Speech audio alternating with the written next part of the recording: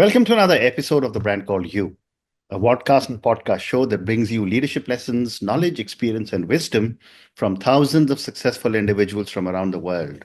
I'm your host, Ashutosh Garg, and today I'm delighted to welcome a young entrepreneur from Gurgaon, India, Nidhi Podar. Nidhi, welcome to the show. Thank you so much, Ashutosh ji. It's really a pleasure having Thank you. you. Thank you. Nidhi is the creative director and founder of Creative Women India, which is the wholesale homeware and lifestyle brand that partners with artisans across 14 countries. She leads the development of new artisan clusters, and Nidhi has founded two successful handicraft brands in Nepal, which is Dhatu, and Feltcraft, which is also in Nepal.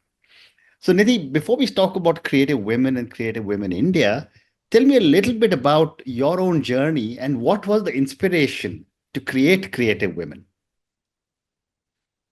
So I think whenever we do a business, it's not just passion and creativity. You also need to have the knowledge about it. So I think it's my educational background of being in the design and marketing space for more than a decade.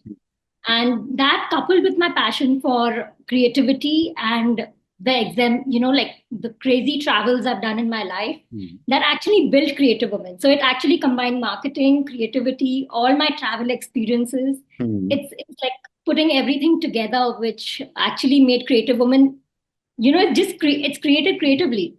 We never thought how this would shape up. Correct. It's actually it's like a painting. Every day it just keeps developing, new things keep happening. We embrace things, and this brand has just come up with connecting the dots over all these experiences, I think. Amazing, amazing. And you are a homeware and lifestyle brand. Let me first ask you, how do you differentiate yourself in this incredibly competitive segment? I'll let you know. So there is, in this competitive segment, definitely, we are a brand which has addressed a very niche market, which is artisanal goods. Now, if you see this market, what is so interesting about it is the biggest retailers across the world all need artisanal products, but it's a very small part of the entire product line. So we are like, I like using this quotation, like we are like the cherry on the cake. Every artisan brand cannot live without us. Every retailer needs our products, but it's just a very small part of that niche. So they don't want to waste their time doing the hustle of actually sourcing it themselves. They want someone who can get this done for them because it's a very fragmented supply chain. It's a very difficult market. So the effort is a lot compared to the product requirement they have. So that's the reason, artisanal goods has been, our strength in the homeware market. So that is number one. Second is our design and our product line, which is extremely globally relevant. So if you see in the Indian market, most of the, startups that have come in the market, they all talk about connecting crafts, connecting artisans. Right. But we talk about finding the right craft to match the demand. So we have made our products extremely globally relevant. We don't sell something which our artisan is making, trying to find a buyer for it. We see a craft and then we try to modify it as per a global relevant requirement. Very interesting. I think it's flipping the supply chain. We are 100% demand led versus supply led, which, mostly I think 90% brands. Wow. So when you get an order, that's when you go out and source. We don't get an order. We're a wholesale brand. We have about 4,000 independent retailers who are our customers, along with the largest retailers in the world. You can have Nordstrom, Macy's, West Elm, Pottery Barn, even European retailers. They all are stocking us. So with our experience of having these artisanal brands from the other countries we were working with earlier, we kind of know what they want. We keep having our meetings. We monitor our sales. And based on that, we try to find a craft which is missing in our line. And then we address it. We buy the inventory, but we have a ready distribution network, which we know over these years what they will buy from us. Very interesting. Thank you. What is the process you follow to select, first identify and then select artisan clusters across the many countries you work in? So, like I mentioned earlier, the entire business model of Creative Women is stemming from the fact that we are demand led. That means we start with the buyer in mind. And once we know what the buyer needs, we start with the material. So the first step is searching for the material. I'll give you an example to make it easier. Glassware, hand blown glass. Yeah. Compared to our product line, which is tableware, glassware is a no-brainer. You cannot have a tableware brand which is not selling glass products. Correct. So when we wanted hand-blown glass, we had two options in mind. Either we could do Turkey or Mexico. Mexico was a kind of, we couldn't do Mexico, but we had two options, Turkey or India. Where should we go? Then we match it that, okay, we want large scalability. We made a product line design. So we figured, looking at the artists, the retailers, that, it's going to be large volume business. This is not going to be, showpiece kind of products. We are making drinkware, barware, which means huge production, last minute sales. So looking at efficiencies, looking at production capacity building, looking at operations, looking at our control, we looked at India versus Turkey. Amazing. So basically, it's material selection that makes us go to the particular country. Correct. Amazing. Thank you. And what would you say, Nidhi, are some of your own standout categories? Because you just told me you have some 4,000 items. So what are some of your standout categories and what makes them so successful? So we have 4,000 retailers. 4,000 retailers. Okay, my apologies. Okay. Sorry. Anyways, our standard categories, which is extremely signature and the industry knows us for, are three. First is Ethiopian hand spun cotton. The second is Belgian flax linen, which we make in South India, and it is like the linen, like how we say cotton. People who want very exclusive products know Belgian flax linen is from India. Which is a very unheard product, but it is the linen. And the third is hand-blown glass. So these are our main three categories. Very interesting. And why did Creative Women choose a small batch production model?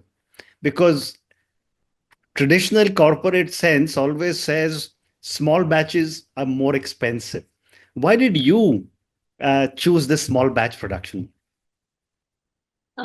Very strange.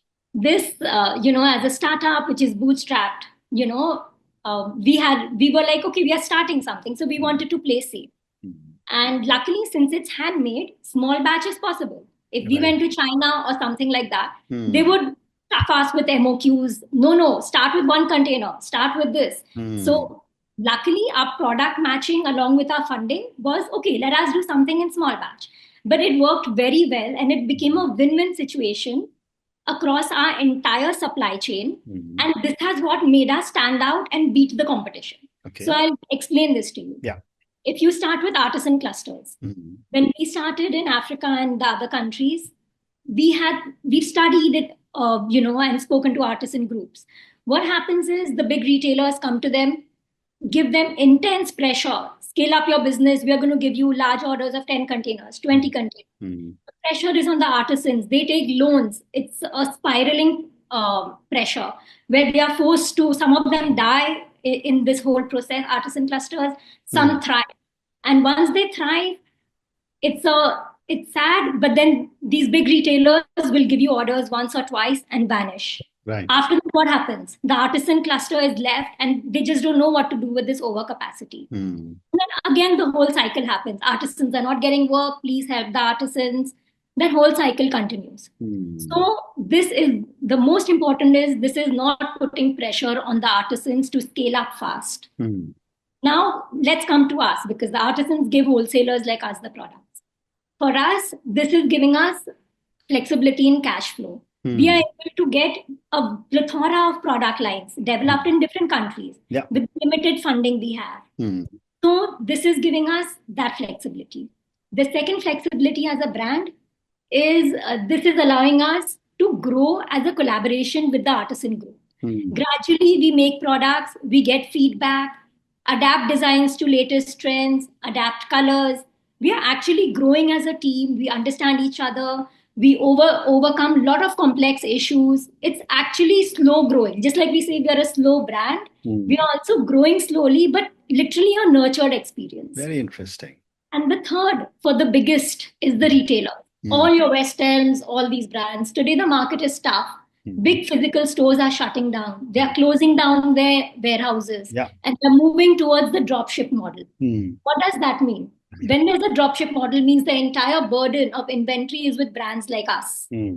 So for us, for these big retailers, they are getting consistent supply and they're getting newness. They are not getting a pressure that to fit their artisanal product line and to fit their product line. They don't have to stock large inventory, which earlier they would go to an artisan cluster, get 10 containers, 20 containers, and then they're stuck if that product is not sold. So even the retailers are getting fresh products, but they're getting consistent products. It gives them a better image with the consumers that they've also collaborated with clusters. So it's longevity. It's basically, it has worked beautifully for everyone for the reason this is happening. Very interesting. And how do you as a brand ensure that your unique craftsmanship from different cultures is authentically represented? Because you told me you buy from Ethiopia, you've got Belgian flat linen coming from South India and so many other places.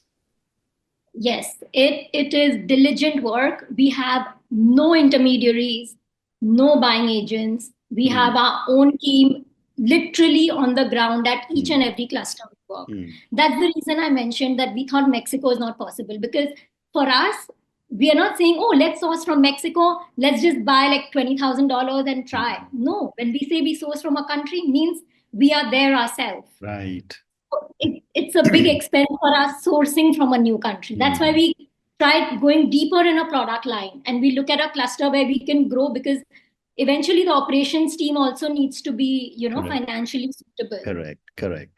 And that is what probably your retailers are also looking for, and that's probably what they appreciate. That is what they appreciate, because they ask us anything. We can tell them everything it's not something which is just heard. It is something like literally on video call, they can see where their products are. Yeah.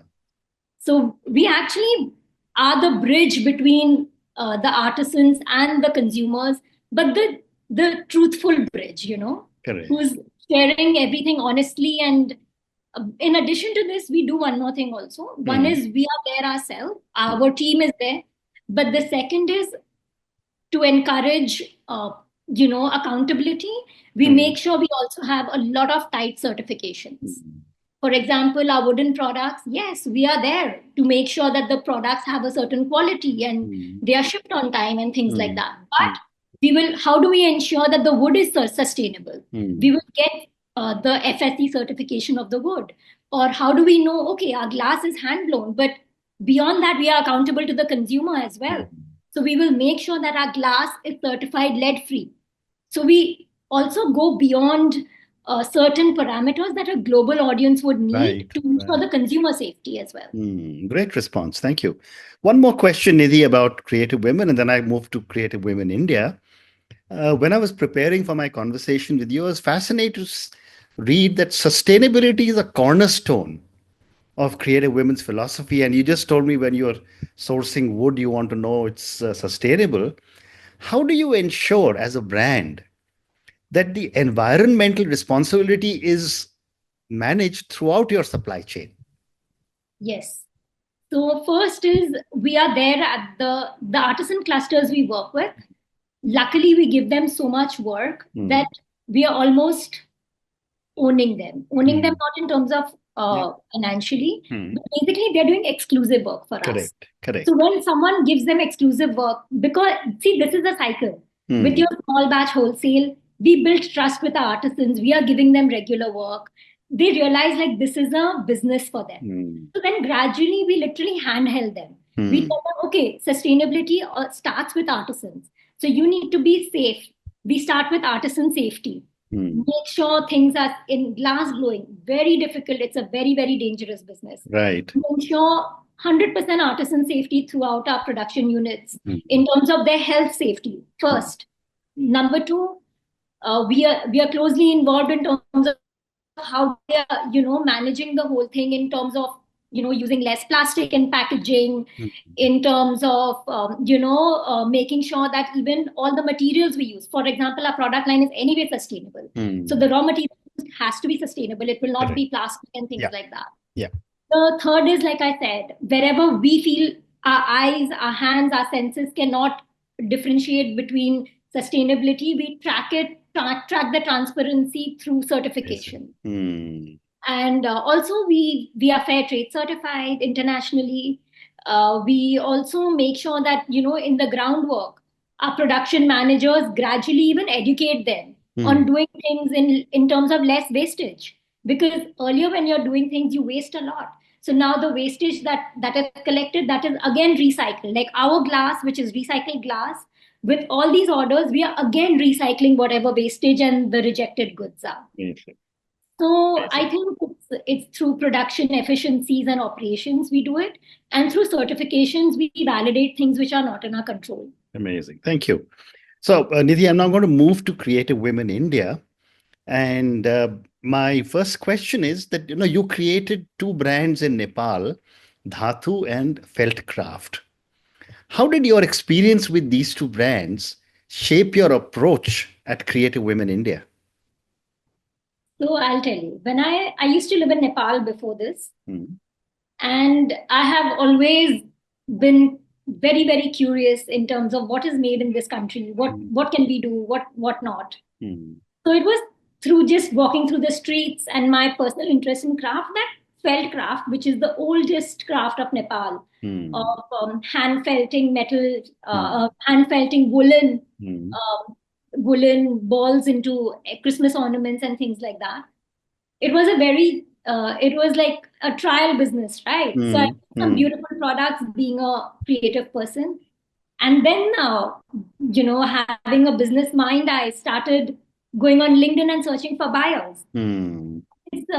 It's through one of those LinkedIn connections that I got in touch with Maura, who's my partner in Creative Women today. And there we started this business of exporting Christmas ornaments from Nepal first. That gave me an idea. How does export work? What do retailers want? How does this be? It just out of chance, on a very small scale, we started export. But gradually, I started Dhatu, which is an electronic waste to wellness brand, where we again looked at that same supply chain. And these two things gave me the confidence that if you find a craft, you modify the form of the craft to a different product, which is globally relevant. Only then it will sell. Cannot sell the toys they made in Nepal would not sell globally. I cannot sell one container of it. It doesn't resonate with a global audience. So that actually made me get the grip that, okay, if you have a craft, change the form, change the product, but leave the craft intact. Correct. Make it visually appealing to a global audience. And make it high utility item. Only then I can keep selling it. That basically became like a test run. And Creative Women is like a much bigger version of the business model of Dhatu and Felt Craft, you can say. Very well said. Well said. My next question is, how do you adapt Creative Women's minimalistic and wabi-sabi aesthetic to resonate with the Indian artisan products? Like I said, why did we do wabi-sabi? It has a very strong business backing. A wabi-sabi look, a minimalistic look is an evergreen look. It will never go out of fashion. Number one. Number two, it has a global appeal. It's not just Japanese. It's something which the world wants. Europeans love it. Australian. Basically, it's a very fluid way of working where you're not really saying, oh, this is Indian, this is Ethiopian, this is European. It's a style which blends in. So, for Indian crafts, the first thing we have to do is color. Most of the crafts are very loud in India. The first thing we do, subdue the color, make it very neutral, gender neutral. From a business aspect, it's very easy because, when someone has a home, they want to buy something for their home which is expensive. It has to match in with their aesthetics. Correct. So if you have something which is really loud, like a bandhani or, something very loudly Indian, people won't be able to really take it beside this nostalgic Mm-hmm. or a souvenir value. It has to blend into their homes. So wabi-sabi look will always blend in. It's a no-brainer. Okay. Time tested. So we Yeah. match the colors. Mm. Second is shape. We Mm. don't like our soft goods. We focus on the texture. We focus on the hand feel. We don't focus on beadwork, embroidery, all these different things that make it loud and restrict our sales. So we work on the form to make it very classic, very timeless looking, so people can keep it in their houses for long. They don't find the pinch of spending money on it once because they know it's something that will look pretty for years. It's something that is just simply beautiful. Very interesting. I And think how have, form, sorry, go ahead. no, I said it's basically the mixture of changing the form and changing the color palette. But most important, keeping the craft authentic. That is never compromised. Yeah, that's a very strong message that is coming through in my entire conversation about how authenticity is so critical for you. I have time for two or three more questions. How have international buyers responded to products developed by Indian artisans under the Creative Women's umbrella? And you already told me that you mellow down or soften the colors. They've loved our products because I am surprised. We started glassware barely 6 months back, and about 8-9 containers of just drinkware has been sold, and it's out. It's pre-order. So we are shocked. We don't know, and I think we are the first glassware brand from India under the Creative Women brand, which is an official local partner with the choicest retailers in America. Western, Pottery Barn, Nordstrom. We are looking at Target. Basically, about 4,000 shops having us in 6 months.